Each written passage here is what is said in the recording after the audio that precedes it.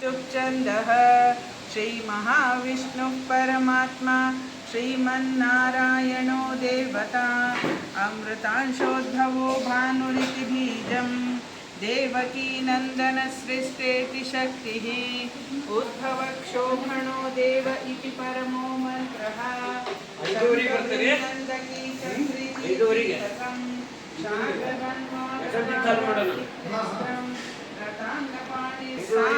सामगस्सामेति कवचम् आनन्दं परब्रह्मेति योनिः ऋतुस्सुदर्शनकाल इति दिग्बन्धः श्रीविश्वरूप इति ध्यानं श्रीमहाविष्णु प्रीत्यर्थे श्रीसहस्रनामजपे विनियोगः अथ ध्यानम् क्षीरोदन्वप्रदेशे शुचिमणिविलससैकतैर्मौक्तिकासनस्तस्फटिकमणिनिभैर्मौक्तिकैर्मण्डिताङ्गः शुभ्रैरभ्रैरदरभ्रैरुपरिविरिचितैर्मुक्तपीयूषवर्षभिः आनन्दीन पुनीयादरि नदीन्नलिनगदाशङ्कपाणिर्मुकुन्दः भूपादौ यस्य नाभिर्वियदसुर नीलचन्द्रसूर्यौ च नेत्रे कर्णावाशा शिरोदोर्मुखमपि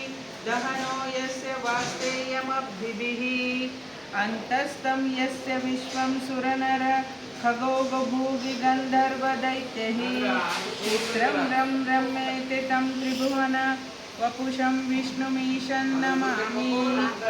ॐ नमो भगवते वासुदेवाय।